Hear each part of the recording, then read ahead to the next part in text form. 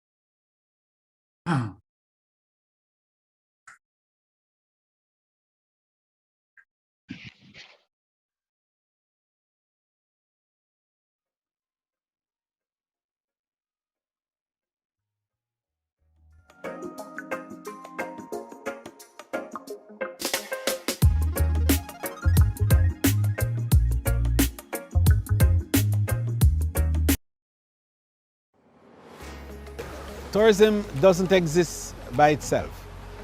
Tourism happens only because a whole range of other economic activities are taking place. Having tourism is to ensure that there can be growth in almost every economic sector. The small craft vendors and the small foodies on the street corner who make some of the most delicious and most delectable cuisines that we could want. One of the things that is important to ensure that tourism is inclusive is that the inputs that are required for tourism must be sourced locally.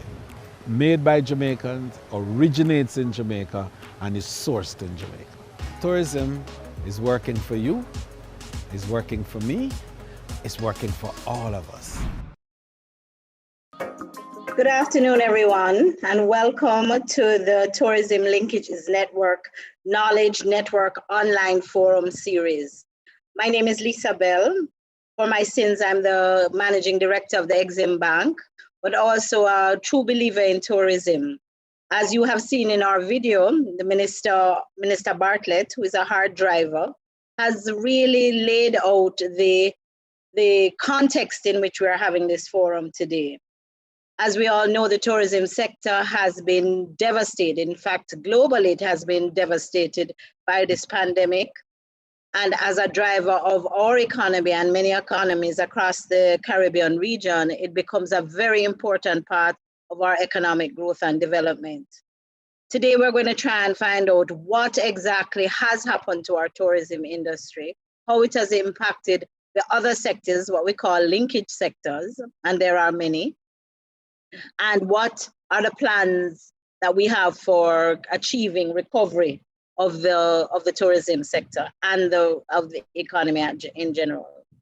The Tourism Linkage Network is a team of committed individuals charged by the minister to look at this sector and in fact this super sector and to see where we can improve the benefits that can be derived from what is commonly thought of as tourism, which is the accommodation subsector, hotels and villas, etc. But how we can make sure that those economic benefits and tourism arrivals are really spreading throughout the economy. And today we have a team of very experienced gentlemen. I feel like a rose among the thorns, who are all experts in their own capacity, but I am confident that I'll be able to manage the four of them. But they are all experts speaking to us from very different angles of how the tourism sector affects their specific area of expertise. And I think over the next couple of hours, we are going to have a vibrant discussion about what is happening and to give a broader understanding to all our viewers about what tourism means to the Jamaican economy. So without further ado, I'm going to start by introducing my team of esteemed gentlemen. First, Mr. Brian Felwell. Wave for us, Brian. Brian is the president and chairman of the board of directors of JPS Tours Limited, and was in fact prior to becoming the president and chairman, he was the treasurer and financial director. So he has a very important role to play in the transportation subsector, which really derives most of its revenue from the tourism sector. So he comes to us with a really broad understanding of what transportation, how transportation interfaces with the tourism sector. He is also the managing director of BWN Holdings Limited, who are the operators of Tropical Bliss, beach bar and restaurant in Montego Bay. So he's actually a practitioner in the tourism sector also. So I'm sure he's going to bring to bear what has happened in Montego Bay to that sector, the restaurant sector, and how the decrease in tourism arrivals over the last 10 months, I would say, has impacted his business personally, as well as the sector in general. We also have Mr. Anub Chandaram. Let me say that, Chandaram, so everybody pronounces it correctly. Anup is my colleague on the Tourism Linkages Network and is head of the shopping network. Let me just say to viewers, because maybe I'm speaking in broad language. The Tourism Linkage Network is really looks at a number of subsectors for which derive linkages: gastronomy, shopping, sports and entertainment, knowledge network, and one I'm missing. What am I missing, Anup? Health and wellness. Health and wellness. So all of these were key sectors identified by the minister and have been identified globally as leaders in ensuring that the benefits are spreading out within the economy. Mr. Chandaram is the head of the shopping network. As we all know, when tourists come to this country, one of the greatest ways to derive benefit is to take the money out of their pockets and put it into goods and services that we sell. So shopping is an important economic driver for tourism, and being the head not only of the tourism linkage network, he also plays a critical role in the association of duty-free operators. So he will come to us speaking to that. He's also the CEO of K. Chandaram Limited, otherwise known as Bijou Limited, which operates stores in Kingston and Montego Bay, and is also the CEO of Main Street Jamaica, which is a newly acquired facility in the Rose Hall area of Montego Bay, which has recently been reimagined and repurposed. It is our Las Vegas style shopping experience and entertainment experience, which was formerly known as the Shops of Rose Hall.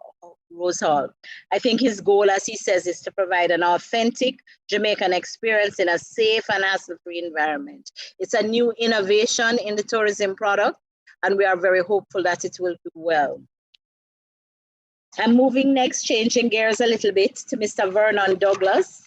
Mr. Vernon Douglas is the Chief Financial Officer of JPS, and he has overall responsibility of JPS's finance portfolio, which includes corporate finance, corporate accounting, and other related facilities. As we can all think that clearly if we have less tourists, we have less hotels operating, we have less JPS consumption. And that may have an effect across the economy in terms of rates and other things. So we're going to be anxious to hear from Mr. Douglas about how JPS and how the provision of electric services really tie into the tourism industry more substantively. Lastly, we have Mr. John Biles, another tourism practitioner operating out of Montego Bay. John is a director of Choca Caribbean Adventures. And as you know, that is another entity operating in the tourism landscape, providing what is called now commonly called an attraction. And along with our dynamic team of fellow directors, he has seen to the extensive growth of the development of this business, which today spans across locations in Belize, Turks and Caicos, Jamaica, and more recently, the Dom Rep and Barbados. So Mr. Biles has gone international with our tourism product. That's an exciting kind of concept that we could actually export our product into other areas and to leverage some of the risk we face in Jamaica. He has served on a number of boards. He's a very experienced gentleman. In fact, I think some time ago, he was my director back at Jampro. But he serves on the Tourism Enhancement Fund. He's also a part of the Tourism Linkages Network. He's also sat on the National Cruise Council of Jamaica, so he can speak to the cruise ship industry and how that interfaces and how that has impacted, as well as a number of other tourism related and related areas. So as I said to you before, we have an esteemed panel who are going to talk to this specific issue of how tourism has impacted other sectors of the economy. So let us get started. And we're going to start with Mr. Felwell. But before we have him speak, I think there's a short video, which I think will bring the things that he will discuss into context. Mr. Felwell? I've been in tourism for the past 25 years.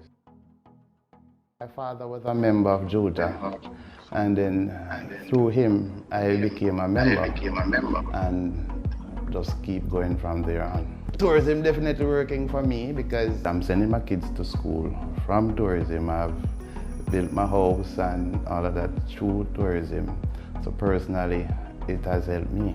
Well, my role is to make sure that the people have a good time, try to be informative as possible, and show them the best side of Jamaica. Try and let them be ambassadors for Jamaica so they can go back home and tell their friends to come to Jamaica. Tourism working for you.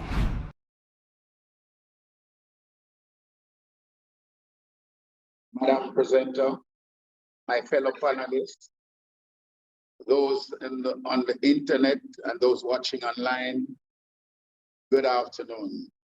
I'm Brian Selwell, and my job here today is to highlight to you how tourism has impacted the other sectors with particular emphasis on the ground transportation sector. Tourism is a global economic activity. It is one of the world's largest industries or economic sector that contributes trillions of dollars annually to the global economy. It creates jobs and wealth, boosts taxes, and stimulate capital development. Jamaica is a microcosm of this global phenomenon, and thus we greatly depend on tourism to survive. Transport, by definition, is to take or carry people or goods from one place to another by means of a vehicle, an aircraft, or a ship. Thus, transportation is perhaps the single most important element affecting the tourism industry. It is therefore safe to say that there would be no tourism without transportation. Here in Jamaica, outside of the hotels, the cumulative total investment in ground transportation is the largest in the sector outside of the hotel. The fleet of vehicles here offers the most variety and indeed is the most modern in the Caribbean. The confidence reposed by the relevant transportation providers that they will be able to repay their obligations to their banks and to make a comfortable living is hinged on the fact that the industry will continue to grow and be sustainable for the foreseeable future.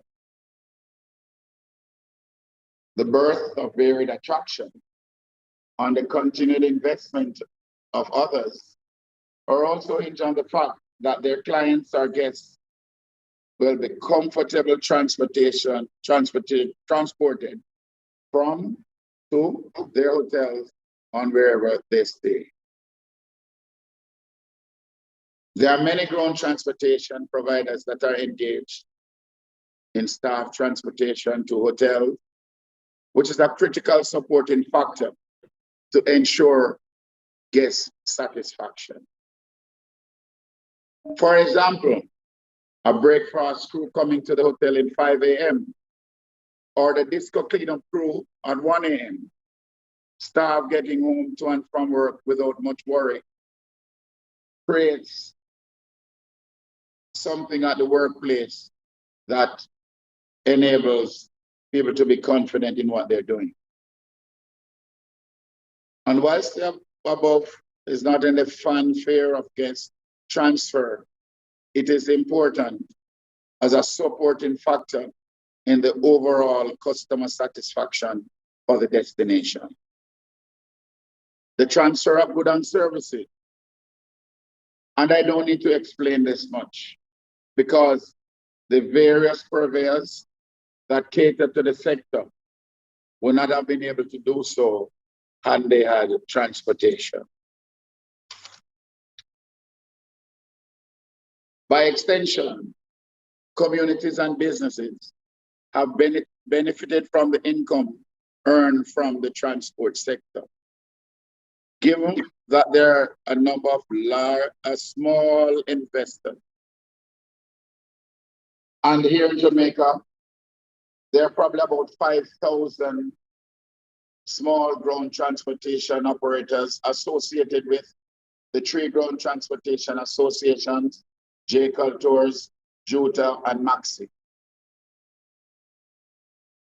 And they would return to their communities to spend their income.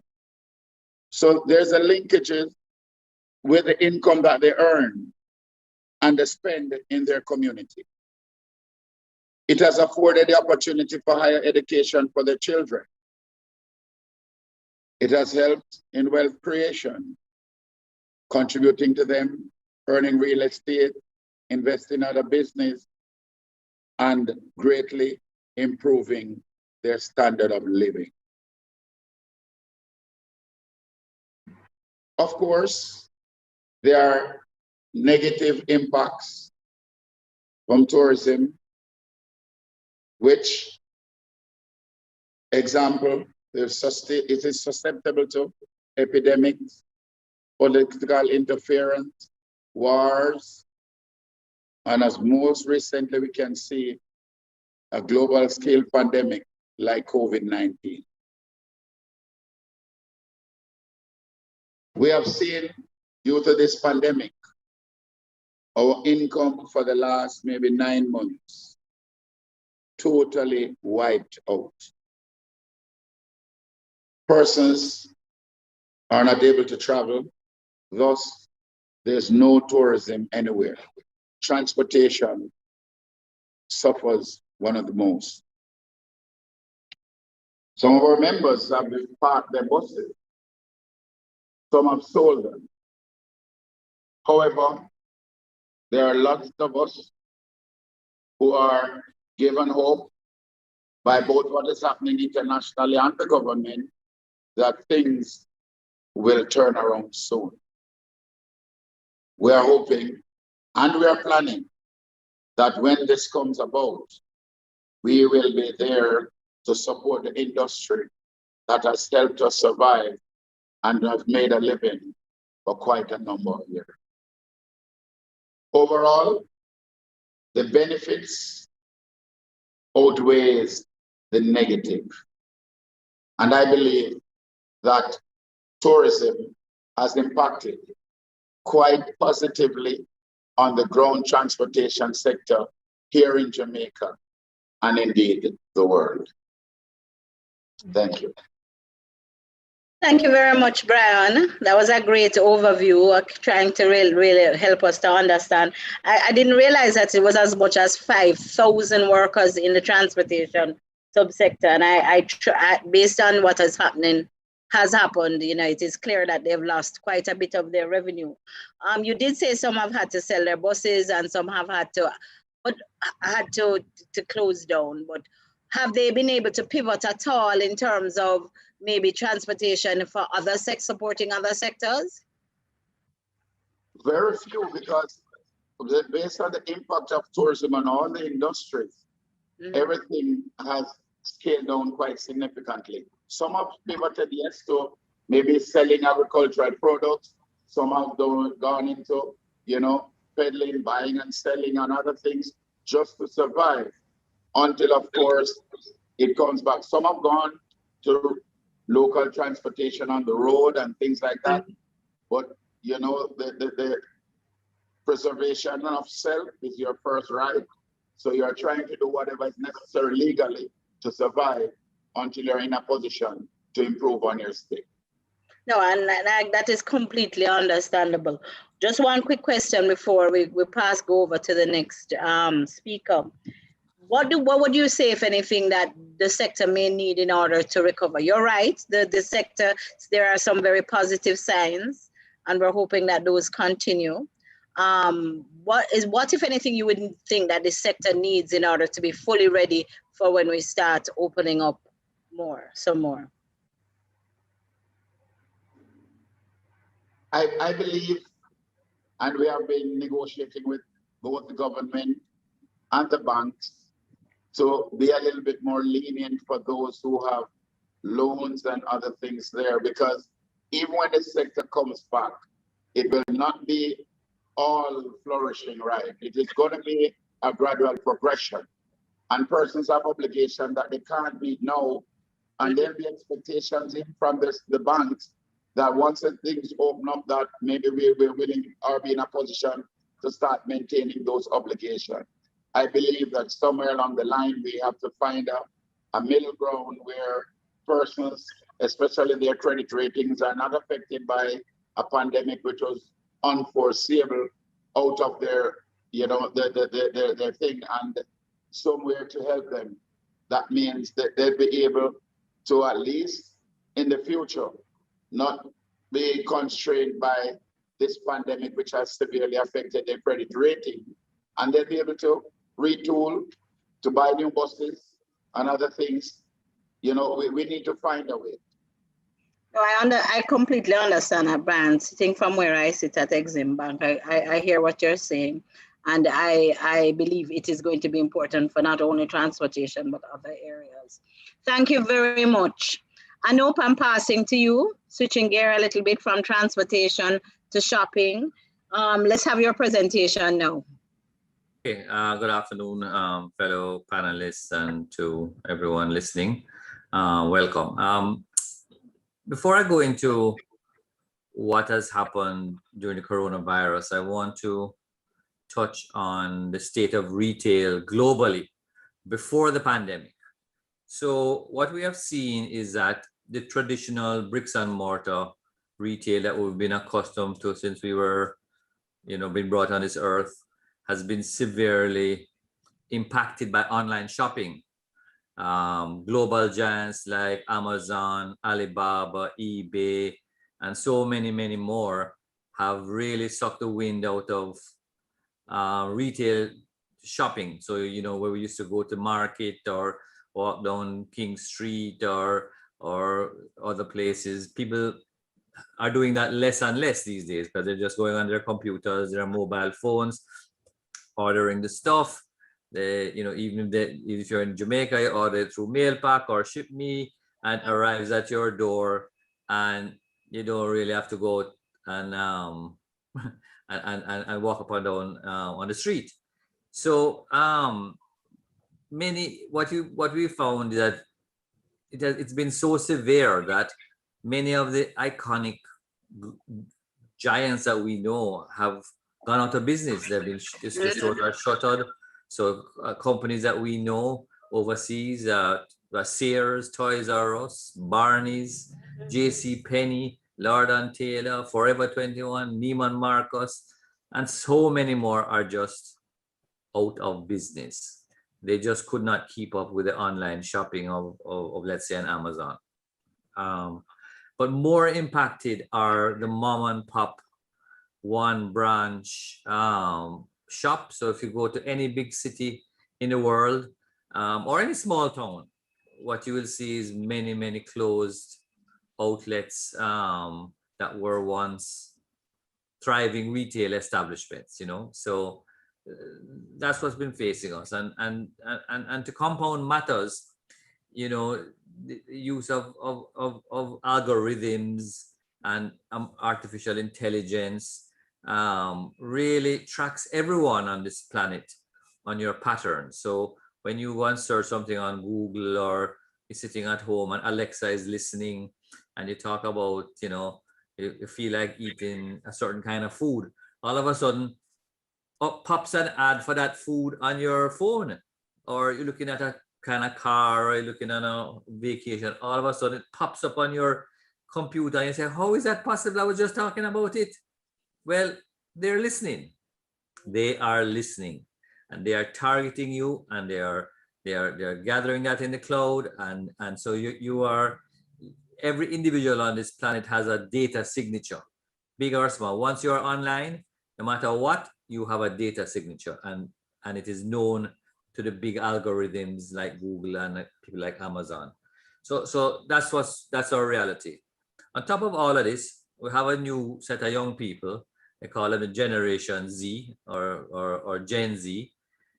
These guys are born, when they were born, they had personal computers, mobile phone, laptop, all of this kind of stuff. And they know how to do it better than all of us on this panel. I have to go to my children to get some advice sometime, because what they know and what I know, and I'm talking my little young children, they know much better than me, because they're used to it. They're born with it. It's born with it in their hand. And so they shop online. The Gen Zs are more comfortable online and prefer to live in a shared economy. They don't want to own anything. They want to rent it, right? You and I grew up that we want to buy something, want to buy our car, want to buy our house. They're quite happy renting their house. I mean, we rent clothes these days, right? In the developed world. It's crazy, but that is what they are. So we have to face reality. So, Instagram, Facebook, Snapchat, TikTok, all of them are signed into these platforms.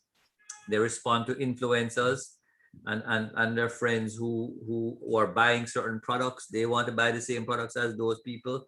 So it's no longer the big sports stars like Messi or Ronaldo or Brian Lara. They're not looking at those guys. I'm looking at their friends. What are their friends buying? And that's how they are influenced into buying stuff. Or what do they want to buy, right? I mean, I could go on and on about it, but that's the world that we were living in pre-pandemic. So come coronavirus, and with the introduction of social distancing, working from home, lockdowns, especially on the weekends, retail shopping has gotten a devastating blow. The drying up of the cruise ships into Jamaica, lack of visitors in our hotels has just been devastating to everyone, big and small. The small producers of craft and vendors of food and have been the most impacted. Many of them are breadwinners for their families, and so when they have no income, it has a multiplier effect. So it's crazy, and this doesn't just impact people who are living in our resort towns. I mean, Ochimobe, Runaway Bay, Negril. These guys, you have people who are producing for the tourism industry in the hills of St. Elizabeth, in Clarendon, in all over Jamaica. They produce for the industry. The guys who are in the resort towns are customer-facing people, but the producers, the farmers who sold coconuts and fresh fruit and all that, those guys are impacted really, really badly. And so the dry up in tourism impacted the entire Jamaica from tip to tip, right? And we need to understand that.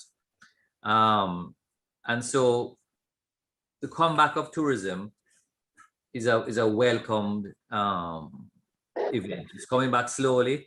We hope it continues. And as the minister, has said time and time again, we need to come back better than we were when we closed down. Our product must be better than when we closed in March of 2020. So I see some great things on the horizon. One of which is the linkages model, the very thing that we're talking about.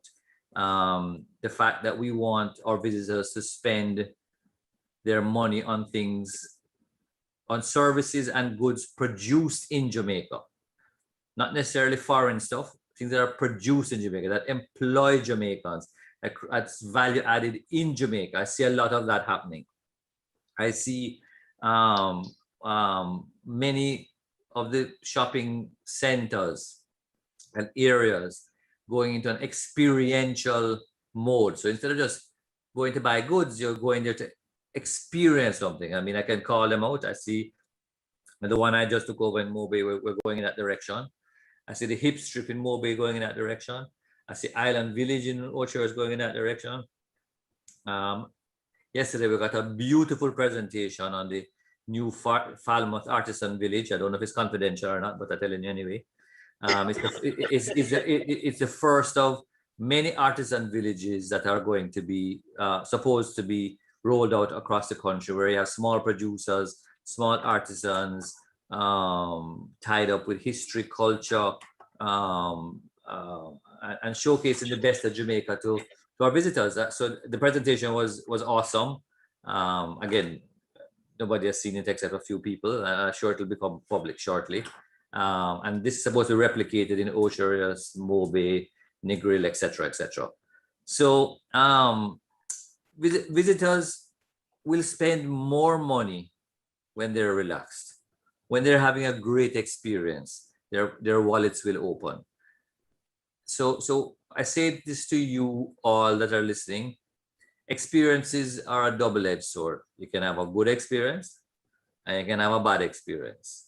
It cuts both ways. So let's make sure that we deliver the best always and every time, because a bad experience will push the visitor to not come back to Jamaica next time and go to Cayman or Turks and Caicos or DR or whatever. So we need to make sure as Jamaicans that we deliver the best of the best every single time, raise our standards and make sure that when they leave, when our visitors leave here, they leave with such great memories that they, as I said, tell their friends and family, and it just multiplies. And that's my piece. Thank you very much, Anub. A big piece. What a big piece in helping us to understand. But one burning question in my head is, this change in shopping trends that you speak of, I don't think will ever change. It is one of those things where the world has changed and you have to move along with it. How do you think, and I hear you in the context of how important the experience is going to be in terms of attracting tourists, but to the viewers among us who are saying, what kinds of products should I be thinking of producing in order to partner in making that experience as positive as it can be? Can you give them any advice as to the kinds of things they need to be thinking of? Whether that they must have an online presence. It's not about just manufacturing a good and putting it in a concession in a hotel, but can you give any guidance in that regard? Well, again, I'm long in the tooth in retail, so I've always held the notion that it's never about price, it's about value. If you can give value to the consumer, you could sell them at $1,000 US item, $2,000, $5,000. It's not about price, it's about value. So whatever you're selling and producing needs to have value. So one of the things you shouldn't do is produce things that are hard to transport. So we know that airline cabins are small. We know that cruise ship cabins are small. So if you can produce huge, big pots that doesn't travel well or doesn't ship well, you're not going to get any buyers. So if you can produce high quality, handmade, but handmade is important, personalized. So let us say you, Lisa Bell, comes in and say, I'm going to make you a handbag and I'm going to stitch Lisa Bell into the bottom of the handbag, right? Mm-hmm. You will spend some big money on that because it's personalized to Lisa Bell, right? Mm-hmm. So personalization is key, and handcrafted and high quality. Let us not succumb to the global trend of buying stuff from, and I call it no name of the country that is in the Far East, that have a whole heap of population that ships stuff very cheap. We don't want that. We want Jamaican made product where employs Jamaicans, values added here. And again, our people have great skills. Many of them being lost now through the True. generations, and we really can't afford to lose those skills. You know, grandfather pass it to mother, or grandmother pass it to mother, who passes to child, who needs to pass it to her child as well. So that's important. No, and I'm hearing you, because that's a very important point. It really is not about price; it's about value. And I think if our listeners are paying attention, I heard personalization. I heard make sure it's small so the tourists can take it with them. And I would add, that issue about online shopping. There's a huge opportunity for export. I mean, I can't help but say that if you produce a good product and the tourist sees it, what better way for them to get more to give their friends and family if you have a presence that allows them to buy it when they get back to their country of origin. So do not miss, in the middle of this crisis, there are opportunities being created, and we must help our small vendors and other makers of products sold into the tourism industry also think about the possibility of export. Thank you very much, Anub. Good words, good words. And we know that shopping really is a significant part of the experience in terms of dollars going into the country by each tourist. All right, let's move on. I'm going to go to John before I come to you, Vernon, simply because he's going to speak about tourism first, and then we can understand its linkage to other sectors. So, John, I'm going to have you go. Thanks, I like your background, by the way. Don't look like where I'm sitting. We have a beautiful country. Thank you, and good evening, everyone. Good afternoon. So on the attractions, I mean, the very word tells you what we are, right? We are supposed to attract the visitors, the vacationers. So, the very fact that we had a complete lockdown at the airports and the cruise ports, we had all the oxygen sucked out. So, there are over 70 attraction operators, as we call them, licensed attractions.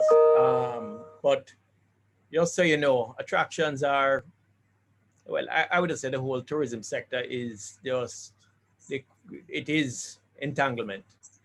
It is, we're all connected, transportation, shopping, and it's all about experience. So what really has happened is that we felt a lot of pain. My CEO puts it very, very well. He says, we've planned for fall-offs in business, for hurricanes, for just about any type of eventuality. Nobody ever expected a pandemic that would have an effect on the country for over a year and still going. The absolute shutdown, of course, was about 2-3 months. And we're very, very happy that, in collaboration with the tourism sector and the government, there were some very bold moves made to reopen Jamaica, and it has done us well. We started off, as you know, roughly about 20% of 2019 for just airport arrivals. And that went through. Oh, no, he's frozen. Okay. Am I frozen? Is everyone hearing him? Go ahead, John. Go ahead. Yeah. And there's nothing in your music library. And what happened was, we were at about 20%, and it was just kind of following through 20% each month of 2019. December, we hit like a 32% of 2019. And then, United States, trying to protect themselves in this pandemic, they said anybody coming back in had to be tested. The fear of people being abroad and not knowing what would happen. So we saw a tremendous fall off in January to 19%, and February was 17.5%. And then in March, we went up to 28% of 2019, and April was 37%. And we're right now tracking about 45% of 2019. Good. So the recovery is happening. There is certainly a good feeling of confidence coming back into the sector because of the main market in the United States being largely vaccinated. Mm-hmm. You know, it's playing out well for us, and we feel that the Jamaican product is strong. And when I say the Jamaican product is strong, it is, you know, you asked a question earlier, how are we pivoting? Well, I believe the way we're pivoting is that the sector has never been as united. First of all, to just get started, we had to unite. The corridor, the COVID resilient corridor was a united effort by all the players. It was transportation, right? Brian, we were all together, Brian and shopping and the hotels, the airports. We have never communicated at the level that we have communicated. So even the very fact that the corridor, and I'm not sure if everybody is aware of this. Yeah, you may need to explain what that is, John. So the corridor was a geographic delineated area that in collaboration with the Ministry of Health and Tourism, that we agreed they wanted a small enough area geographically that they could really focus on enforcement and compliance of the MOH protocols, the protocols that are in place to protect us from the virus. It's a mask wearing, it's a social distancing, it's a sanitization, etc. And I would say we are, as a sector, tremendously proud with the way the sector came together, all parts, because it's as strong as the weakest chain, and really pulled together to ensure that on this geographic area, which was initially just the North Coast highway to the ocean, less than 1% of the population lives here, and yet it was like 90% of the tourism product. And you know, what took place there was we all came together, including the government agencies. So there was a joined up approach to follow the enforcement and the compliance, and you know, any of the hotels. And it's funny because the hotels come under attack, you know, like if to say, well, they're doing this, they're doing that, they have these freedoms.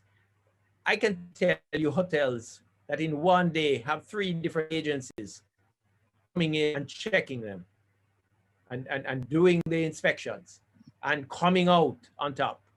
And it really is an example for, you know, I'm not saying that there are not other entities around that are doing the same, but the way a collective team can come together, communicate, and collectively commit to the protocols. And, you know, that's what we have seen here.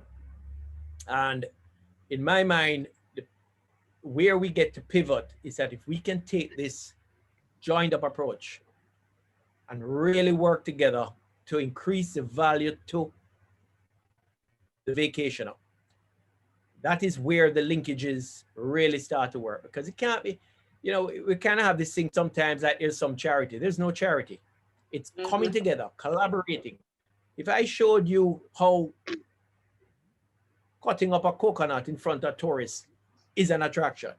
Exactly. A pineapple being cut at the top and putting white rum in it is an attraction, right? You're talking about, you know, a straw, somebody doing the straw there. It adds value, and in adding value, right, everybody wins. The guests win because they enjoy and feel a connection.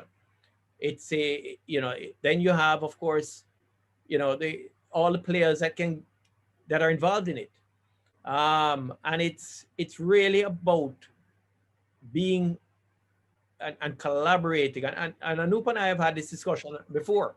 It is really coming together and finding the ways to improve the overall value that we all are going to win, and more importantly, that the guests are going to want to come back because they feel and touch something that goes above and beyond even just a simple attraction. Yep. When it comes to the attractions, I can just say that I believe that even more than ever, attractions like what we have in Jamaica have found a relevance that resonates with people that are getting out of a pandemic. They want they want nature. They want to reconnect. They want to feel like they did when they were children and just reconnect with nature and have that open feeling of fresh air. And we're seeing it. We're seeing it in the demand. We're seeing it in how happy they are to get out. And again, I mean, it's, don't limit it to just the attractions. I mean, I don't need to ask Brian. I know that their drivers doing exactly that, bringing a level of value. Almost every driver nowadays has, even contacts abroad, and they're doing a full vacation experience. So it's tough to actually identify and say they have these lanes and fragment it. It's really a collaboration, and that entire team has felt the pain, and that entire team coming together is a force to be reckoned with going forward, right? We can be bigger, better, and stronger as we go through the next couple of months, and as we see what's happening, and as we work together in an open and transparent manner. And that's where we really benefit as a destination. Well, John, I'm almost want to get up and start cheering, because that perspective that you've put on it really is encouraging. We've always said, that tourism is a V-shaped industry. When it goes down, but when it bounces back fairly quickly. And based on the numbers you're speaking of, clearly there is indication that we need to be ready to respond to the need. The other thing that I heard you say that was very important is and I think Anub said it also, is the value of the experience. Then maybe because I inherently look for opportunity in things that people say, is that how should we be changing our attractions to respond to what is the post-pandemic period, right? And how can we look at, and I've always said this, having traveled to many countries across the world and seen what constitutes an attraction, and it can be as simple as how to cut a coconut. You're right. And we need to think through, we have an incredibly strong brand, and how that brand can be leveraged to create experiences that are valuable to our tourists. And I mean, for those of our listeners among us, if you are thinking about an attraction, whether that be focusing on the things that are indigenous to us, there is huge opportunity once it is outdoors and it meets the continuing protocols. I think there is huge opportunity, and I'm sure you agree with me, right, John? I do. The other thing is that, sorry, go ahead, John, go ahead. Yeah, no, I do. And the reality is that people are drawn to Jamaica. The Jamaican mystique that nobody can ever really define. It's a music, it's a vibe, it's a people, it's a feeling of belonging that you have when you come to the island. And we've had our problems. We do have our harassment, and we have certain other things. If we can just control that, the other part of what we have is unmatched. There is no one else that can do what we do the way we do it, and it comes out in everything. It comes out in sport, it comes out in the music, it comes out in the food, it comes out in all of our engagement and our that we have. And it's about allowing that free, easy flow of the visitors with our people in an uncontrived way, in some cases, other ways, in the forms of attractions and like what Anub was talking about, where you have shopping that is experiential. So it's really about bringing those pieces together and being who we are. You're so right. When you think about it and add it to all of that, even if that was a strong brand before, when you're thinking about your target tourist from Idaho who has been cooped up for the last year, what more kind of tourism experience are you going to want? One that gives you relaxation and freedom, or are you going to want to go and look at a museum in Europe? And let's think about it practically, because we have an even greater competitive advantage in that context to sell attractions and product and value that allows to leverage that not only we are strong, but we can take care of you coming out of a pandemic. Okay, thanks a lot, John. I think those were very useful words and very encouraging words, and I'm hoping that we'll see the development. Quickly, I asked Anup, and Anup, you didn't answer me, but Brian answered me. Is there anything that you think needs to be done in terms of getting existing operators ready for the opening? First you, Anup, and then John. Training is always welcome. So a little education program, a little joined up program. Sometimes people don't know what others have to offer, So here we are on this call. I'm not sure that I know everything about everybody else. I know about my sector, but I'm not sure I know about anybody else. So a general overall sort of setting a goal of where we are, where we want to be and go as a country. I mean, the minister spoke, I can't forget 5 million visitors and 5 billion in earnings or whatever. I mean, Corona just mashed that up over 5 years. Now we need to set it higher, right? 6 billion and 6 million and 6, and we need to just go higher, right? But I think communication, as John has said, is very important, and to understand each other, because sometimes miscommunication can lead to disagreement, and then you're working against each other instead of working, hand in hand and joined up. Yeah, and I think that's part of what this forum is for, to build a knowledge base among potential existing practitioners and potential practitioners in tourism and linkage sectors to understand what is happening globally and how that can influence. John, is there anything specifically you think practitioners in your sector need? Well, at the individual levels, there's going to be a need for working capital, I believe. There's no industry that can take such a long period of no business and then, just resurrect back to the level of capacity that they had, etc. But the most important thing I would say that we all need is a business, and just continuing to work together as Anub said, having the plans and working together to say, how are we going to continue working together to sustain this growth? And that's going to take more than just dealing with the pandemic. It means that we're working together to make sure that we have plans that everybody understands, that we're going to put more order into where, our growth, so that we don't go down the path and then there's something that hurts us at a later point. That type of planning, but not planning done by one part of the industry or another. Planning done by all of us together, I feel is the most important aspect for our growth and to get out of this and be better at the end. I so much agree with you, because it really takes all the different parts within the sector in order to make it successful. Thanks a lot, John. Vernon, I haven't forgotten you. Really want to hear, because I think you represent a very different perspective from our previous speakers. They're in the heart of it.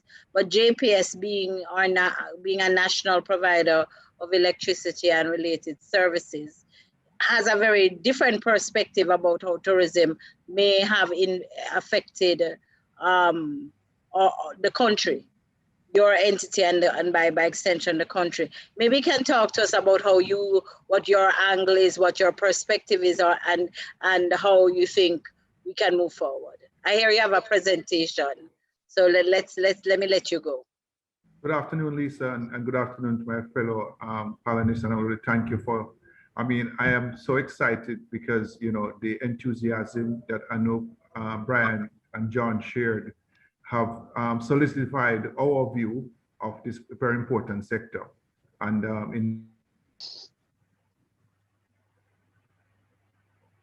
if he's frozen. We see ourselves as an enabler, and of course, as a key infrastructure provider.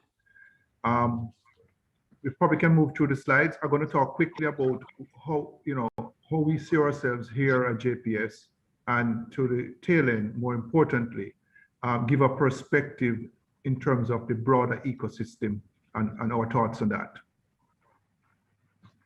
Sorry, so can everybody from see our the point- presentation? Can everybody see the presentation? It looks a little small to me. I don't know if I've done something wrong with my screen. No, it should be in the center of the screen, maybe. Yeah. Home. All right, go ahead and go. In the meanwhile, we'll try and see why. There we go. All right, we go can- ahead now, Vernon. Yes. Indeed, tourism represents approximately 30% of Jamaica's GDP. And you can imagine with COVID, and John and Brian shared that, that pretty much fell to levels of 20% of the total, and in some instances, total shutdown.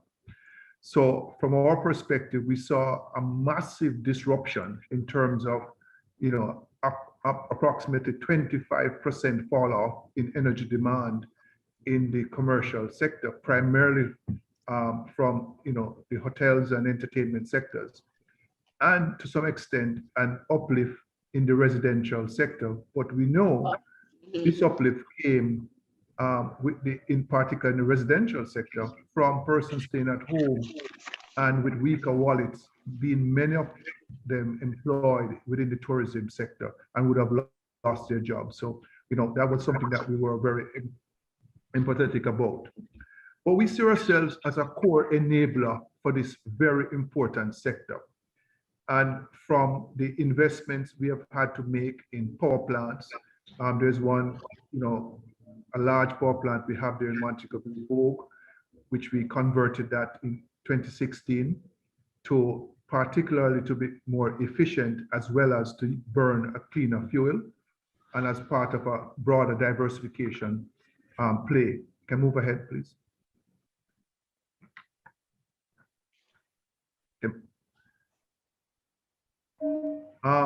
We also recognize and make investments specific to key tourism corridors. I think John mentioned one that in particular, the corridor along the Montego Bay belt, where we recognize that having good power quality is critical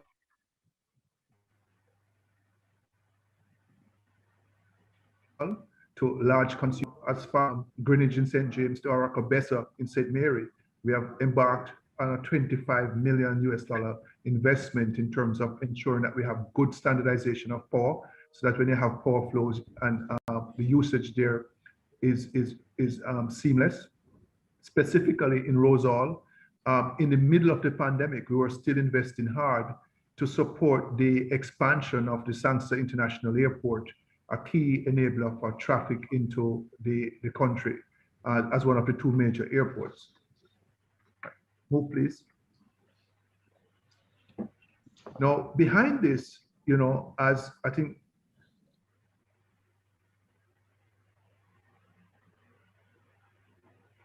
Vernon, I'm here. we lost you for a second. Go ahead. Ooh. Anub mentioned, this as well has to embrace agility. So we have embarked on what we call a smart grid program, which involves from the basic things like smart meters that touches every person, whether residential or commercial, whether tourism direct or not, to the installation of smart devices, particularly in the North Coast parishes, where a lot of our customers were being impacted by outages. So what we have done is put smart devices. For example, as you know, if you think about the Duns River belt there, you have a lot of leafy trees. What would have happened in the past, once a tree come in contact with a power line, the line would automatically trip and create an outage. A crew has to be assembled somewhere in St. Anne's Bay, and by the time they drive to the facility, it could be an hour or two before power is restored. By putting smart devices onto the system, the lines can detect that it's a temporary fault, nothing major. You don't need to self-protect, and you don't need to shut off the power. And so these smart devices are at play in a lot of area where we have vegetation. Of course, having the machetes and the weed whackers are also important in actually physically removing branches that come in contact with land. And the whole play here is to ensure that we keep a much more reliable service. We are doing investments in electric vehicles. Just last week, we launched our first electric vehicle charging point that is actually in the smack in Ocho Rios, just outside the petrol station just outside of the Ocho Rios town. And we'll be rolling out 10 across the country the next few months. We're also enabling other providers who wish to roll out electric charging stations to do same, and that we know for a fact that there are plans to do that.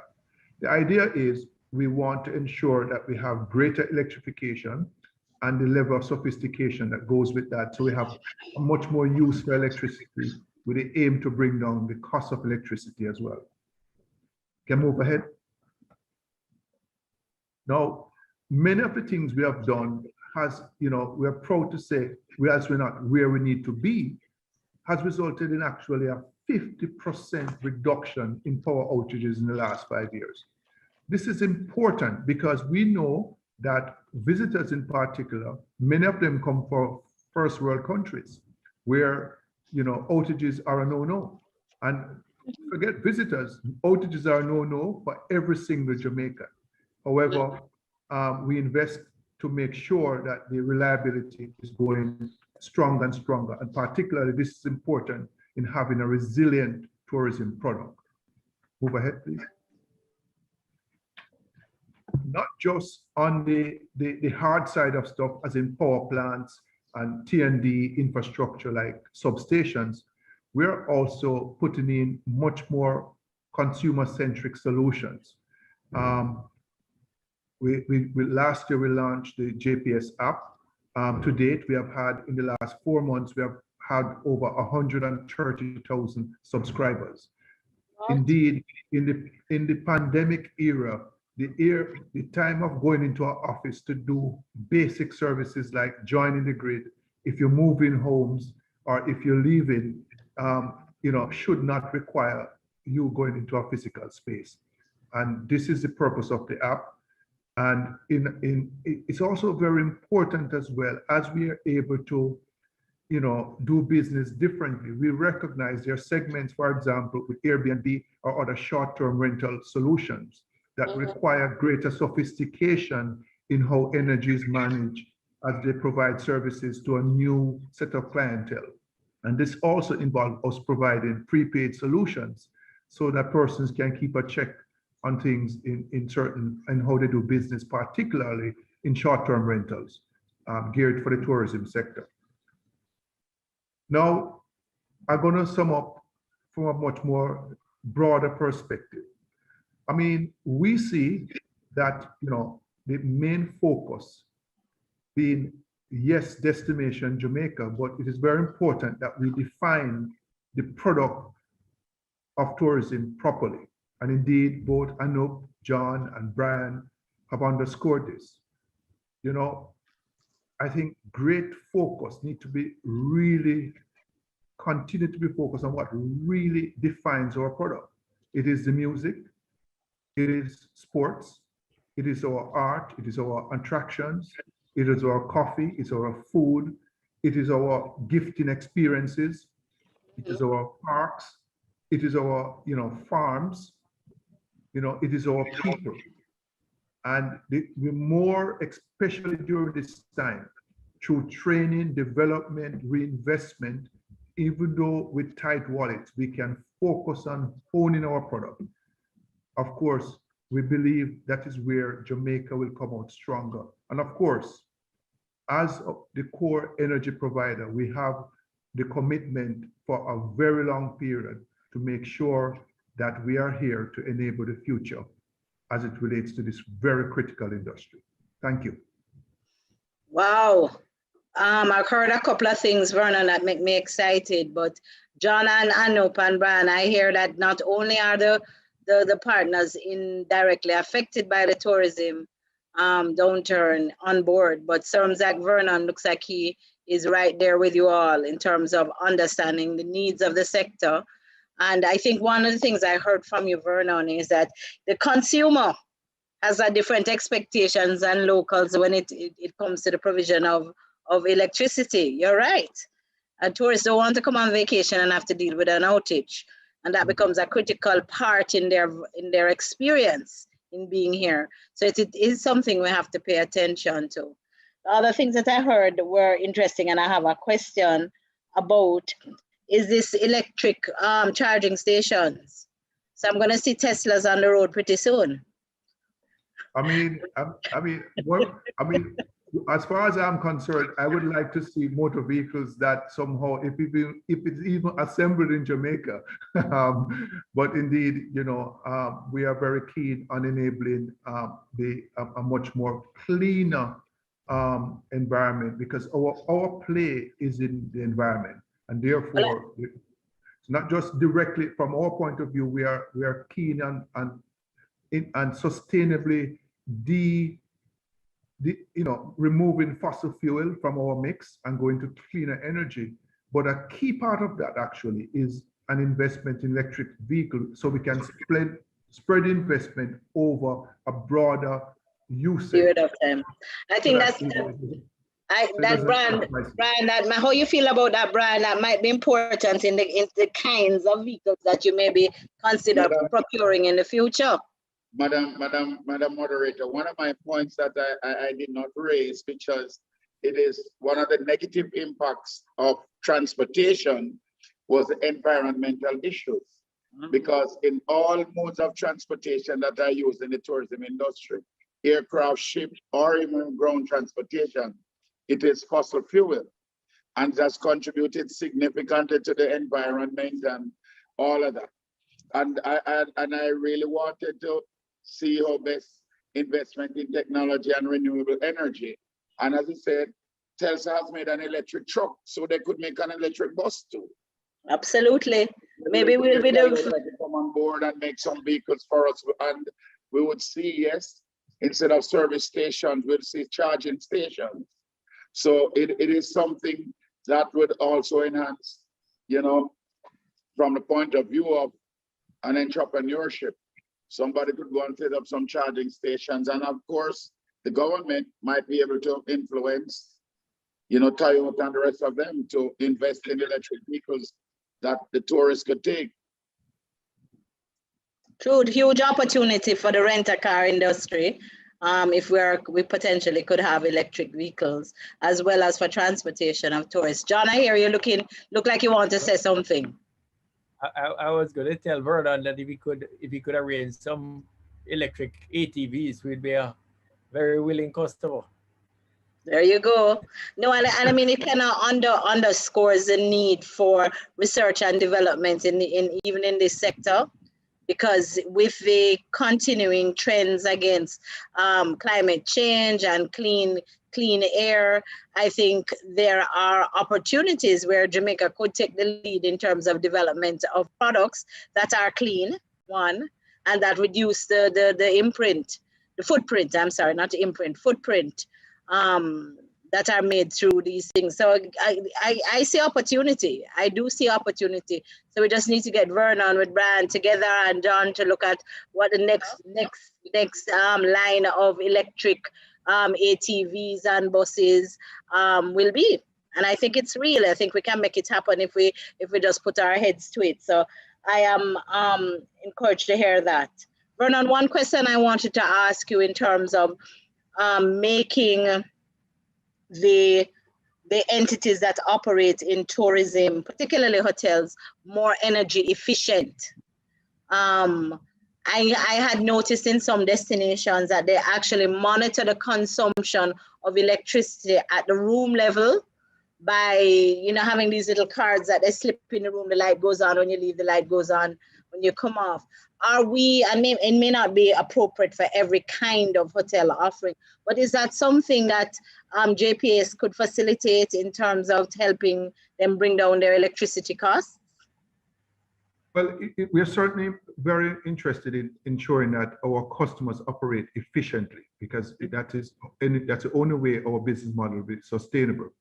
And in particularly, I think, Lisa, a lot of the focus where we're seeing big upside in possibilities is less so on the electric energy side, but actually on the power or heat side. Okay.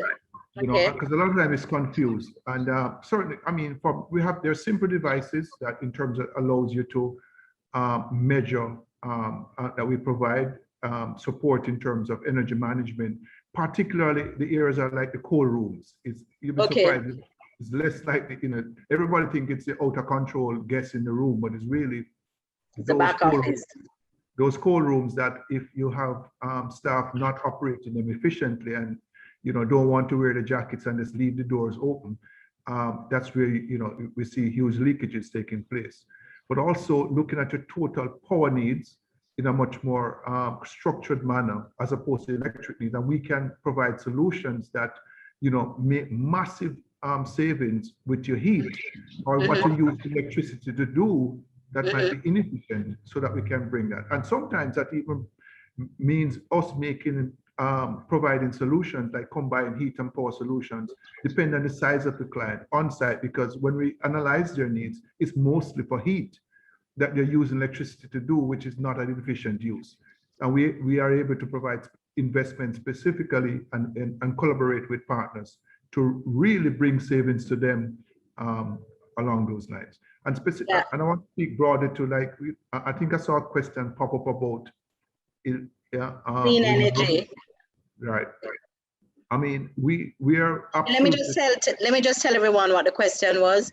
One of our viewers said, is there a timeline for the transition to cleaner energy at JPS? And if so, what phase are we in? Go ahead. So, I mean, we are extremely bullish on the, you know, weaning ourselves from fossil fuels because most of these hydrocarbons, none of them originate in Jamaica. However, we believe that has to be done in a sustainable manner so as to ensure that, you know, price is not infected. Because what we don't want to do is to duplicate the energy infrastructure. Now, a good portion of the electricity being produced in Jamaica is coming from renewable sources, both solar and wind. And we are, you know, whilst the process is fundamentally guided by the Ministry of Science, Energy and Technology, who planned for the system, we are certainly bullish for that. And most of any plans that we have to renew upcoming power plants, those will certainly include elements of renewable. Clearly, being sensitive to price is also important for us as well, because we know we have, you know, Jamaica is not a rich country, so it can't just be clean. It also have to result in reducing price. Yeah, I think that point is well taken. We have to commit to cleaner energy. I mean, climate change is real and not a hoax. And the truth is that it is important that we work together to reduce that footprint. And it's good to hear that JPS is taking steps in that direction and to support this very, very important sector. So that is really good news that we're hearing from you. And I think with deeper collaboration, I think just to underscore something Anub said earlier, there is a need for a training and awareness building. So even I was surprised at some of the things that you said today. So it is important that JPS in its communication efforts really try to, I don't know if Anub and John and Brian knew of these exciting developments within JPS, but it's important that we spread that information such that all the practitioners, potential and existing, understand what is coming down the pike. So I mean, I definitely want to thank you for educating us and encourage you that you need to, you know, spread the word a little wider, such that we can embrace it. Thanks, Lisa. Will do. All right, a couple of questions. I'm going to hand over to my viewers who I think have questions out there, and I want to be able to facilitate them. But as our facilitator gathers the question, let me ask the first question. How did that local tourism thing work? Because I know as a part of the pivot, many entities look towards locals. Is it a new and viable way of leveraging some of these disruptions created? I don't know who wants to take it first. Well, I can take that one. All right, Lisa, John, let me let hear you first and then Brian. All right. I will tell you, I don't think we have in the attractions industry ever seen this level of local support.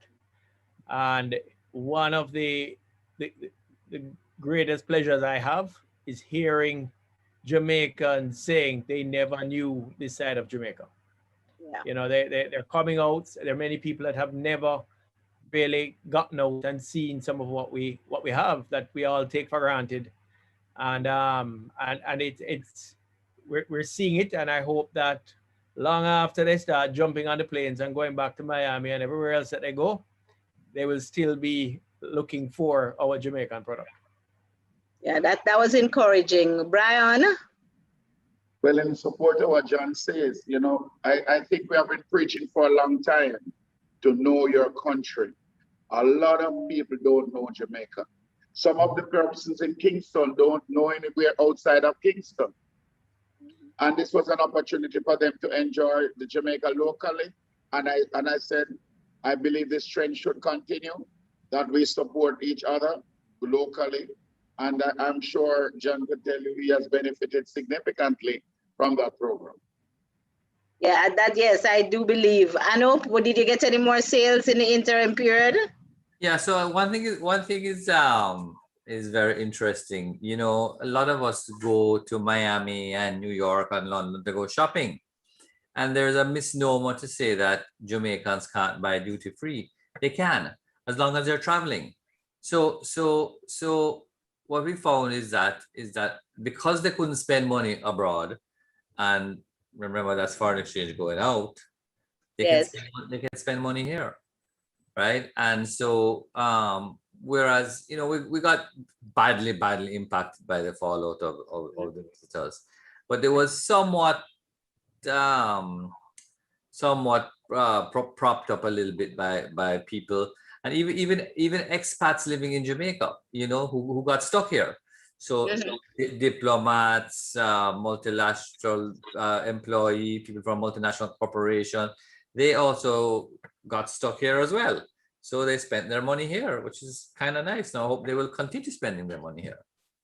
I know. I think it's an important and should not be underscored.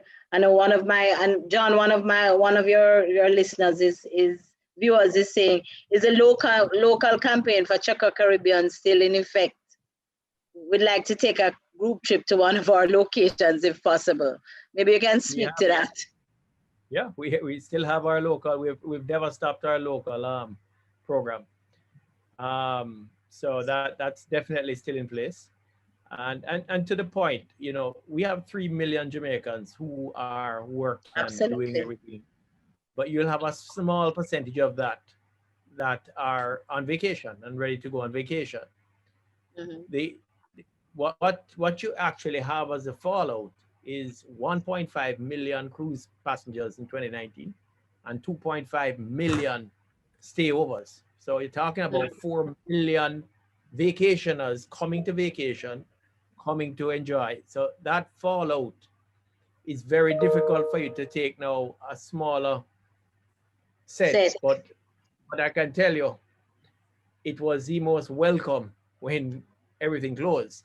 But it certainly won't fill the gap. It doesn't fill the gap. It doesn't fill the gap in the transport and some of the areas like craft and so on that really got devastated with the fallout. But I will say that talking about pivoting, I hope that more Jamaicans will consider Jamaica as a place that they can go on vacation, right? As opposed to going elsewhere going forward. John, we didn't really speak much about the cruise sector. Perhaps for those viewers among us who are concerned about who used to either supply to the tourists coming off of the cruise ships, can you just speak to any developments you know in that sector that will allow them to understand what's coming down the pike? When you say that sector, you mean like the cruise ship in particular. Okay, the Cruise ship. No, you know, again, the sector, the industry is really an ecosystem of itself. It doesn't really matter whether they're coming by cruise or they're coming for stayover. I mean, it's the same sets of businesses that they support and provide the business for.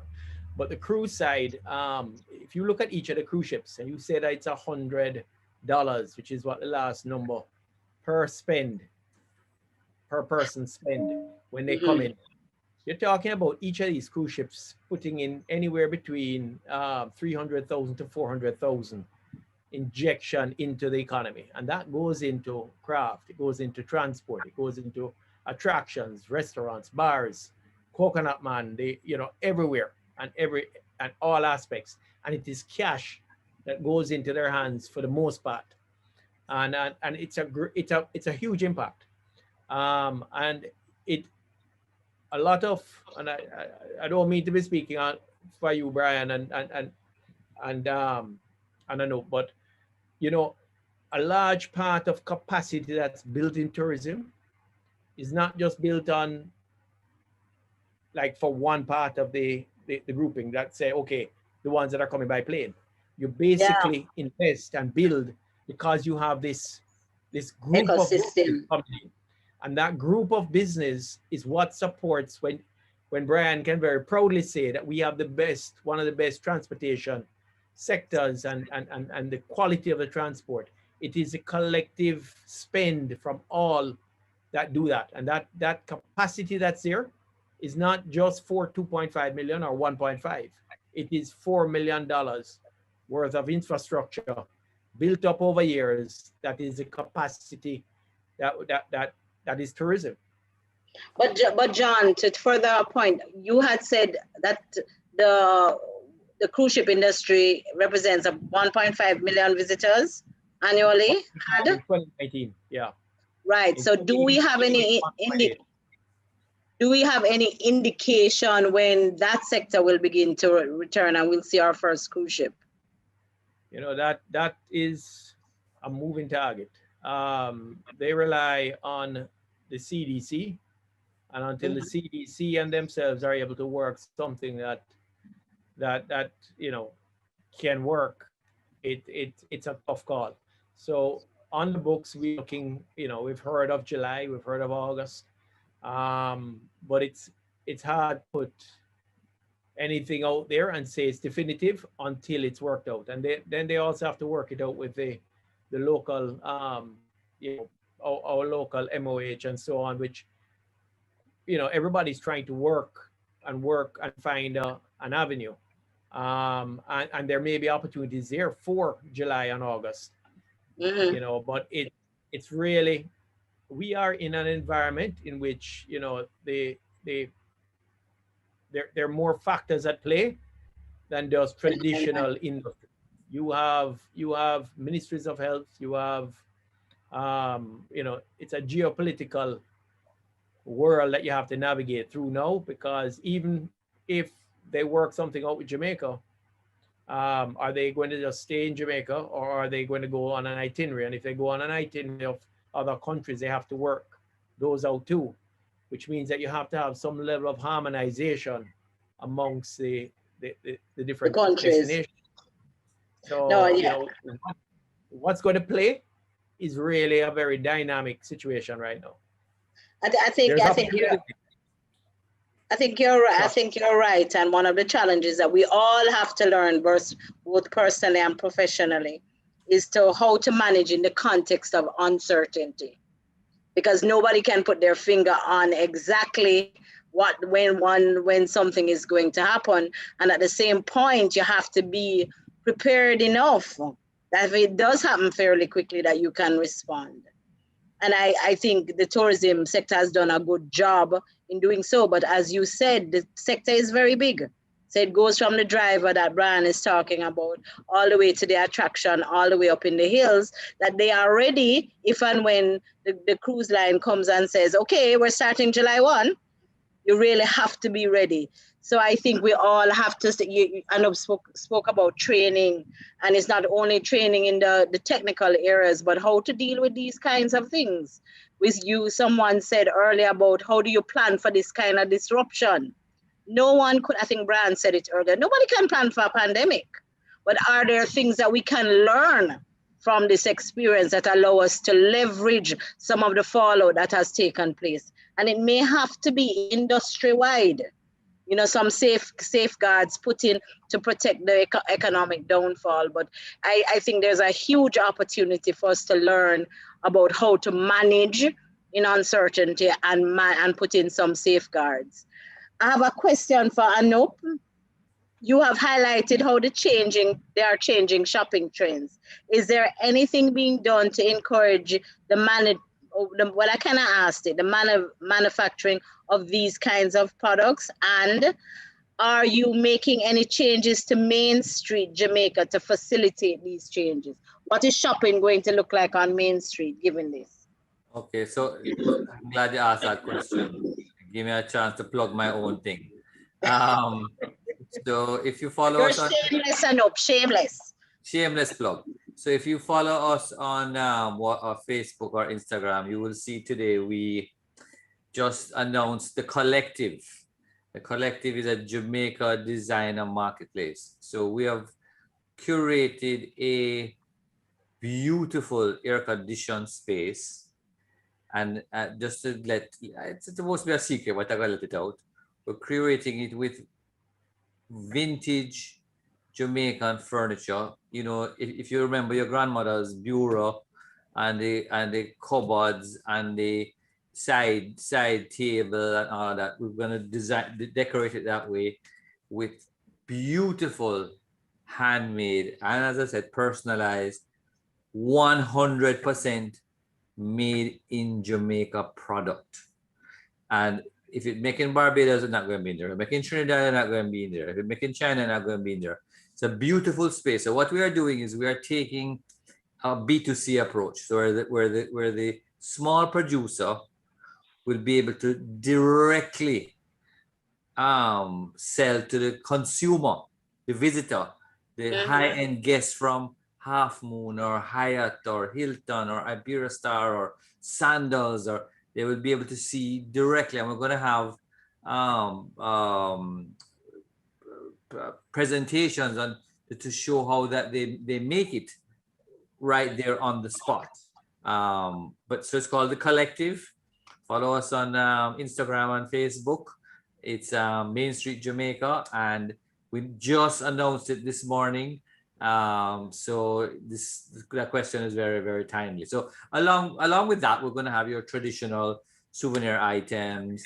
You're going to have your traditional duty-free stores, which are the best international brands. I'm a believer in showcasing the best of Jamaica beside the best of the world.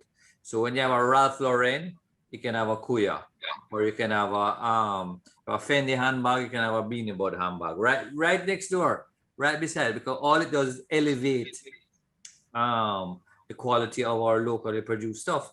And our locally produced stuff is a fraction of the price of what you pay for them big boutique in Miami and New York, right?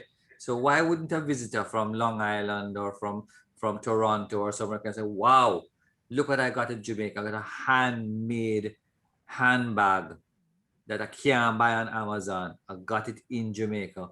What a beautiful memory of my trip to that lovely country.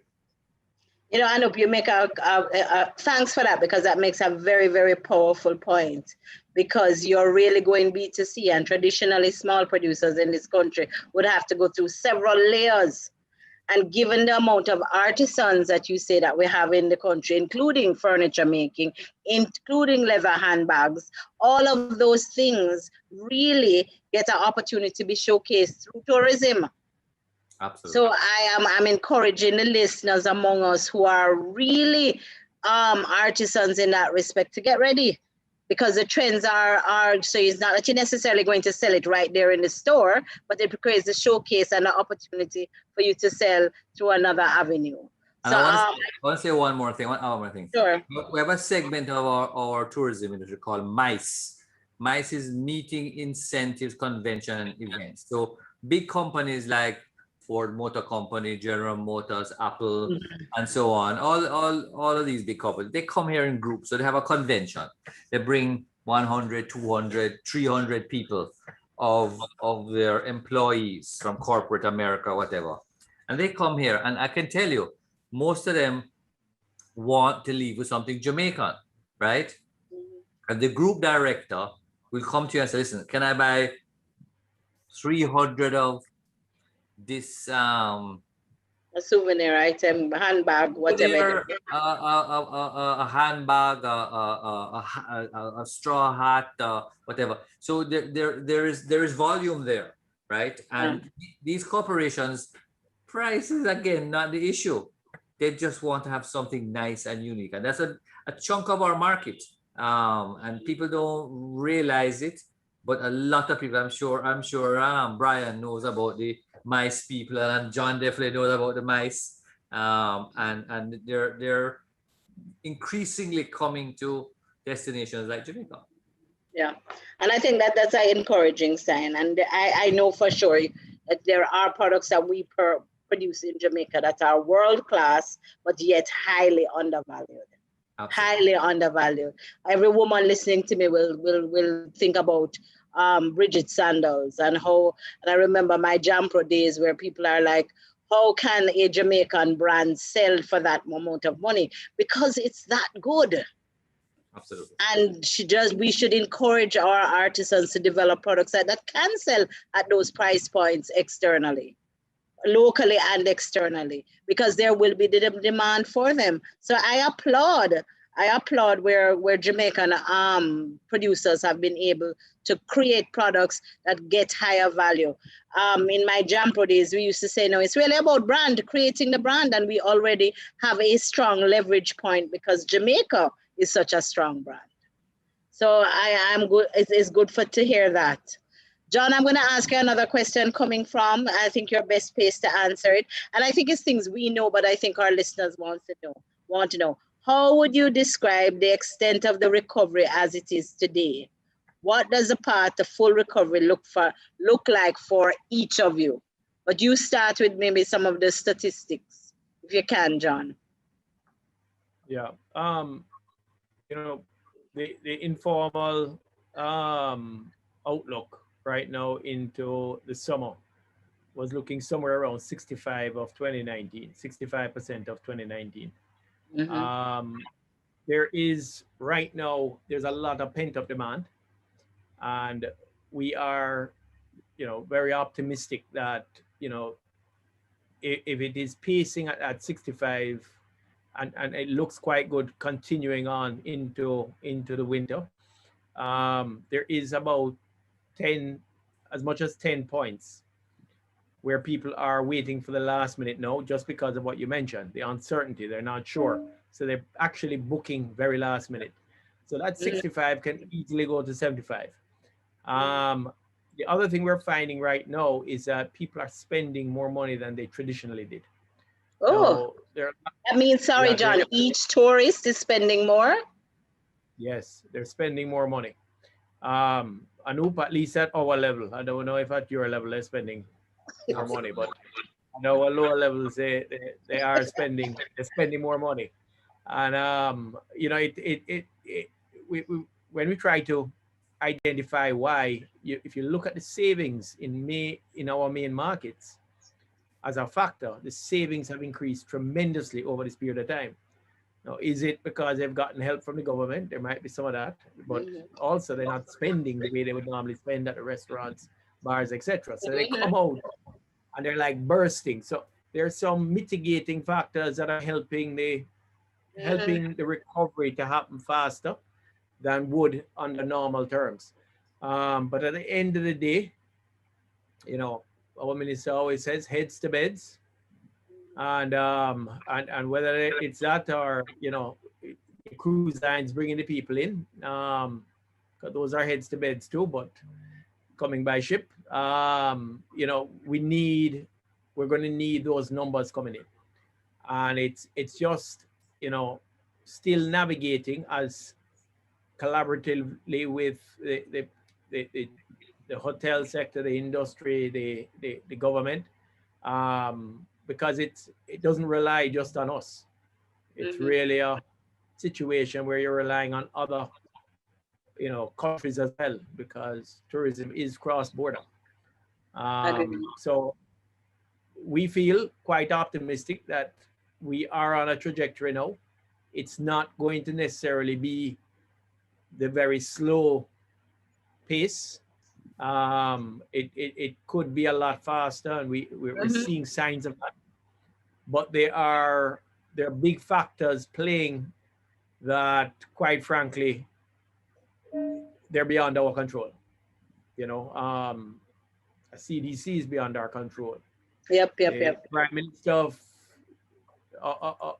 the UK is beyond our control. We don't know on what basis travel will take place out of the UK, and whether or not people feel comfortable traveling out of the UK to come here.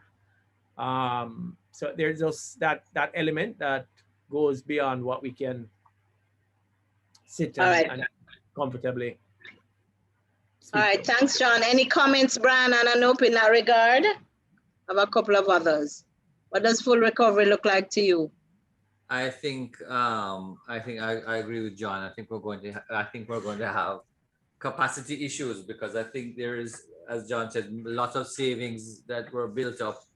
Remember, I have a daughter who lives in New York, and she moved to Jamaica in March of 2020. She gave up her apartment in New York, and she came and lived with me at home. She have no rent, right? She have no food. She have no transportation. She didn't go eat in a fancy restaurant in New York, and it all went into savings. So she was working from home, working very, very hard, mind you, but all of that went into her, just transferred into her account. So now she has a fat account, and she's looking. I don't know if she is looking to spend it, but probably. So there are a lot of people like that. Those who still were employed. Unfortunately, there are so many people who lost their jobs, but those who were employed did not spend on food, on restaurants, did not spend on travel, did not spend on shopping, right? That money is a net savings to them. And also the frustrations caused by staying at home for a year. It's terrible. So you want to broke out, right? And where did better to broke out than Jamaica, and the Caribbean? Just come and have a good time, relax, and spend some of the money that you have. I agree. I think the average spend for a visitor is going to be higher going forward, and we're going to be challenged for room capacity. But that being said, watch out, because prices are going to rise. Whenever there's more demand than there is supply, airline prices are going to rise. Room rates are going to rise. So that is a bad thing, because you get more value added, but that's certainly what's going to happen. Yeah. Brian? Well, humans are never made to be cooped up or restricted for any period of time. And I think the phenomenon cabin fever is how a lot of people are feeling now. As soon as the reins or the gates are opened, I believe we're going to see an influx of people that we have never seen at those levels before. Because a lot of people just want to get out from where they are. So I believe Jamaica, which is one of the leading destinations in the Caribbean and in the world, and the attraction of who we are going to see a lot of people soon, or whenever the gates are open. So we are going to benefit greatly. Yes, it's probably not come all at once as how we expected, but I believe we are going to exceed those levels that we had prior 2019, maybe by 22, 23, or wherever there is. No, I hear you. And I maybe a US stimulus vacation program might be in order just about now. No, even if it is just for Jamaican diaspora, because you're right, there are huge opportunities for us. And I would never ever beat up my Caribbean neighbors. But the truth is that we are a viable destination because we've done so well in our planning to manage the, particularly in the corridor. So there are opportunities. One person was asking me, is the vaccination program for tourism workers in play, and where are we on it? I don't know if any of you can comment on it. Yeah. Maybe John could. Well, my understanding was that there was a batch that we were given access to, tourism workers. I'm not sure if tourism workers have been brought into this last batch, but I think we're waiting for a larger, to secure a larger supply. And of course, tourism would be one of the considered one of the frontline workers, because we would be exposed to, you know, foreigners coming in, etc. But at this point, I think other than those that went out and got it in the first batch, when it was opened up recently, being able to access the second dose, I'm not sure if other hotel workers are being included now. Well, I think the CDC's recent guidance to American visitors that if you've been fully vaccinated, that you don't need to wear your mask inside or outside, creates a huge opportunity and probably eases some of the stress on our tourism workers, because those visiting us will feel they're fully protected or reasonably fully protected. Let us say that. Well, Madam Moderator, I believe we should use this opportunity to get the workers in the industry getting vaccinated, because it would be a huge selling point. Absolutely. As you're saying in America, if we can, and John could tell you, one of the points with the CDC allowing the ships to sail is 90-something% of those guests have to be vaccinated. So if you are coming to a destination where predominantly most of us are vaccinated, it would be a huge selling point. Agreed. I agree with you wholeheartedly, because as the US returns to normal, because they are our target market, they are responsible for most of our visitors, we really need to be in line with what they're saying. John, you're going to say something? No, I'm fully agreeing. And the very fact that you have the corridor, if you can get the corridor, you know, mostly vaccinated, it really is a huge benefit and a huge selling point. Yeah, I think it is in just from where I sit in government, I know it is being prioritized. So we want us as quickly to get it done, such that if we do see that influx, as you say, that we are ready to respond. And not only that, it can become a huge selling point to attract visitors. Yep, and every visitor that comes is helping us, not just tourism to recover, but the overall economy to recover. Absolutely, you know, absolutely. Foreign exchange, you're getting back those jobs that people are spending money back in the economy. It really is the oxygen that the Jamaican economy needs. So we can pay we can pay our JPS bill and everything else. But it is such a large part of the economy, and you know, sometimes I think maybe Kingston doesn't quite understand it as much, but Brian can tell you that in the West, it was like, you know, we just had everything sucked out during those months that we were shut down. And it has really hurt us for a prolonged period of time. Yeah, you know, to Brian's point, you know, I don't think we should want to underestimate the importance of the vaccination program. Because as we see the United States going back to normal, I mean, I'm sure all of us are dying for the period where we'll be able to go back to normal. Vernon, I don't want to leave you out. I know you think I'm ignoring you, but I'm not. But I have a question for you. It's kind of a little bit off, but let me tell you, it says, how soon will we, local residents, start to see the reduced electric energy costs in our monthly electricity bills based on your improvements? Okay, I first speak quickly to this from a vaccination point of view that, we are keen to getting, the country going. We are a contributor to the private sector initiative to raise $10 million to procure vaccines across the country. Nice. That was the easiest decision to be a part of. That so, and we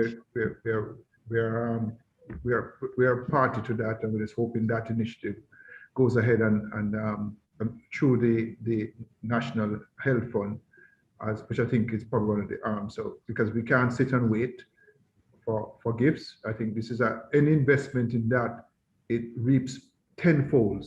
Whether absolutely. And so getting us back on track. So, and indeed, for the question was asked, one of the key things that we're trying to do, and when you heard me mention EV, there are some things that we have recognized that are drivers of substantively outside of the fuel and the power plants and so forth.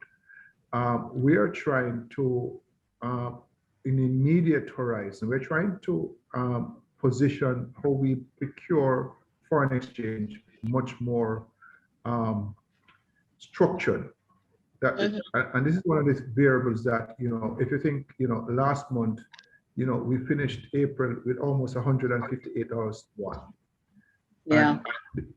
And that's a 10% increase in devaluation, where most of the inputs that goes into electricity pricing are imported, unfortunately, oil, gas. And we think one of the things that we weren't previously allowed to do, which is we had to buy spot for foreign exchange, meaning you have to go and buy every day if we weren't allowed to enter into structured foreign exchange contracts. That's something we are pursuing, to have that change with our regulators to allow us to be more structured. And I think that will help create stability in terms of pricing, singularly for just variable alone. The price of electricity, it's complex. Many of it lie outside of the remit of JPS. But as far as we are concerned, we are committed to end-to-end efficiency, both on our production side of the production within our control, in terms of our operating costs, to make sure we become consistently more efficient. And many of the things we're doing to transform our business. You heard me speak earlier about the app. Part of that, if we serve our customers more efficient, it's actually cheaper. And that goes straight into reducing costs. But it is not a short-term play, I must say. How we do that, it is over time. And part of that too is almost even increasing the demand for electricity, so that some of the fixed costs is spread wider. And that's why we are so, we want to go so heavy in electric vehicles when that comes on the horizon. Because let me put it in simple terms. We run a line from here to Ocho Rios, and it costs us $50 million for that line. And there's just 5 customers on that line. We have to recover $50 million. So the more we can have energy being used, electric energy through a broader industry, it actually brings down the cost. And that's the cost that we see. But it's, unfortunately, it's not a tomorrow solution, but it is things we do today and things that we have to do structured over time. And that's why when you heard me speak about renewables, I was resolute. As much as we want clean, if it is not going to have a positive impact on price, then certainly from a JPS point of view, we will make that loud and clear, because oftentimes those are confused. Yeah, and I think that's important, and it's good news. I'm sure all of us would agree is that if you can get those costs down, then we will begin to see lower bills. And if we get the formality into the sector, in getting people to understand if they come on the grid, all will benefit. Then that can only augur to not only to the benefit of the tourism sector, but to all of us. Yeah, no, this is a very important point. And I must mention it, since you mentioned it, that the theft of electricity, which is a huge Achilles heel, and we are advocating as we speak for the ban of incandescent light bulbs.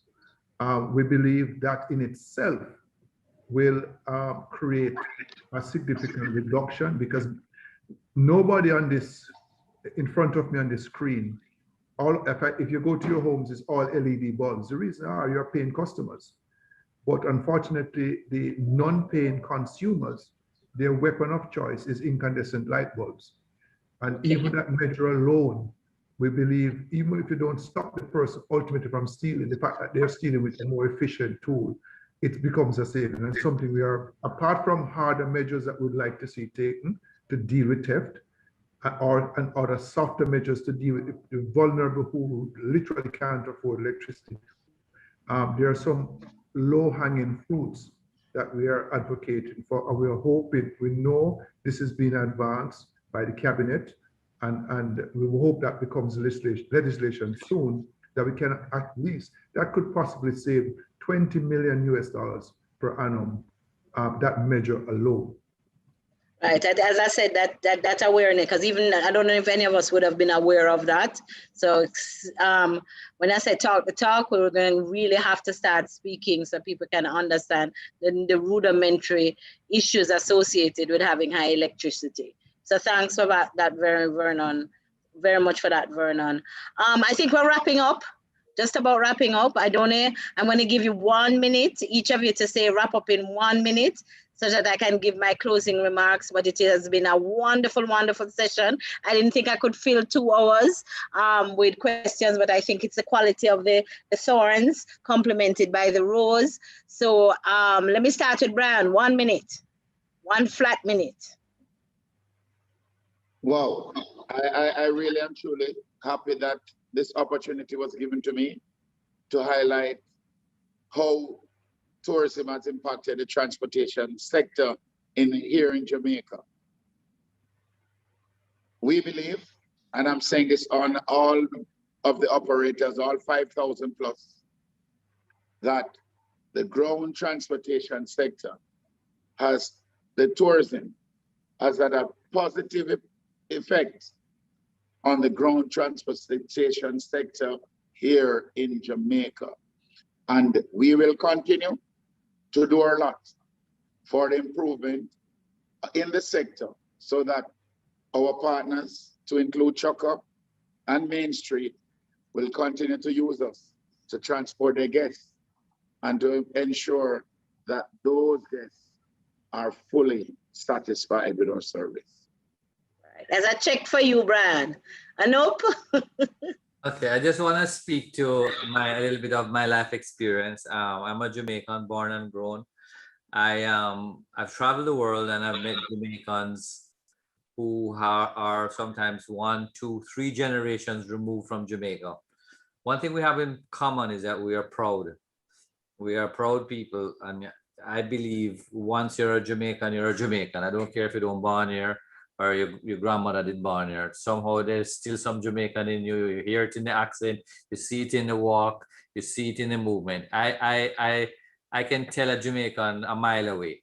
And we're proud, or a proud country, or a proud people.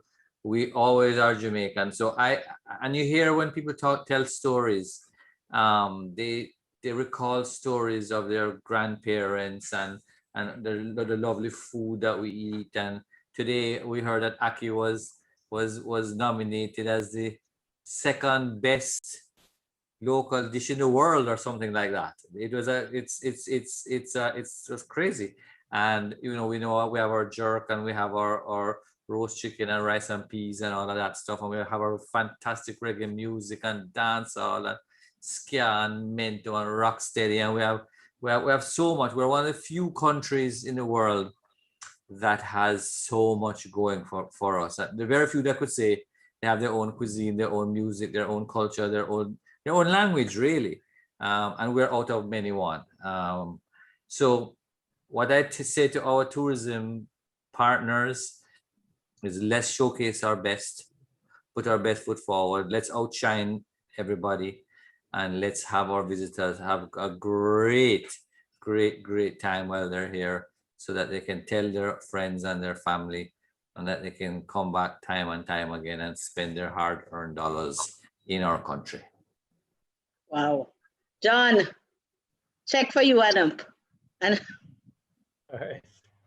Well, I mean, going back to what the minister said, the tourism is everybody's business.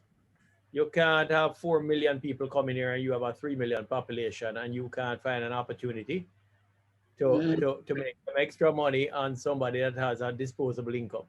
So it's really left to our creativity to find all the opportunities to improve the linkages and to really make tourism work for us all. There's no limits to it. The limits are in our hands. agreed. Check for you, Vernon. Yeah, I mean, the guys have said it. What I'll say is, listen, don't make a good crisis go to waste.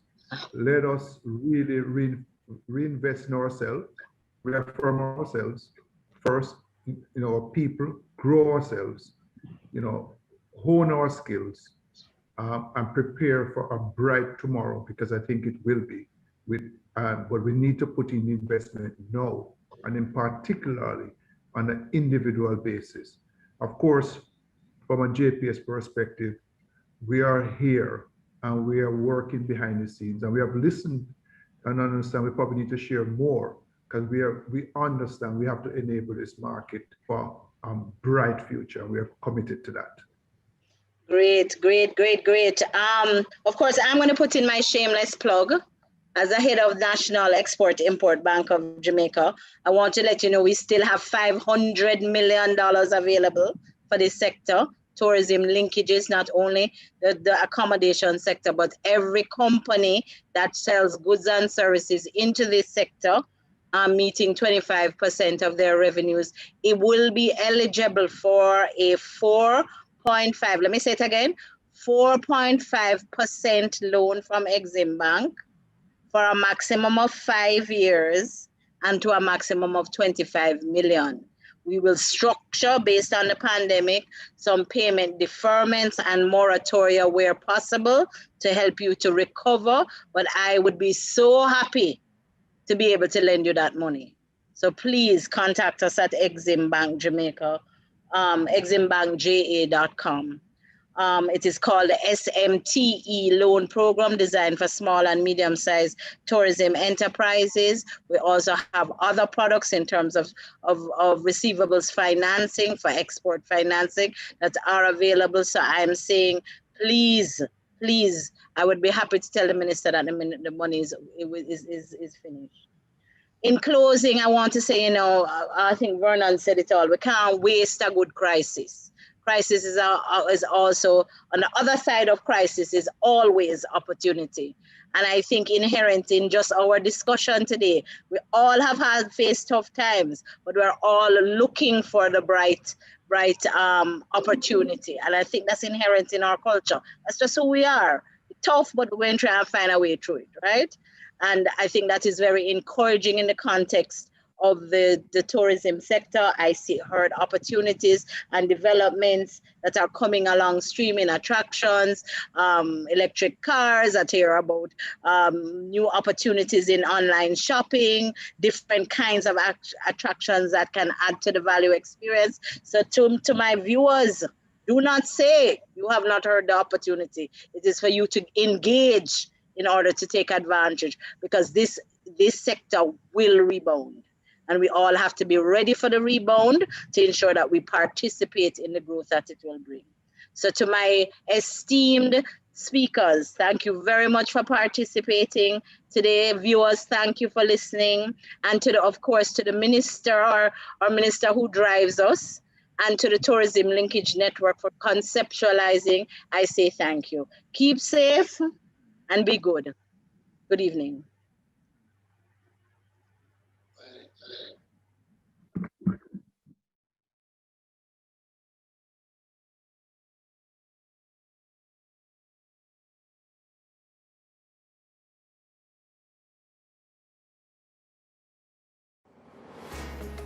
Tourism doesn't exist by itself. Tourism happens only because a whole range of other economic activities are taking place. Having tourism is to ensure that there can be growth in almost every economic sector. The small craft vendors and the small foodies on the street corner who make some of the most delicious and most delectable cuisines that we could want. One of the things that is important to ensure that tourism is inclusive is that the inputs that are required for tourism must be sourced locally.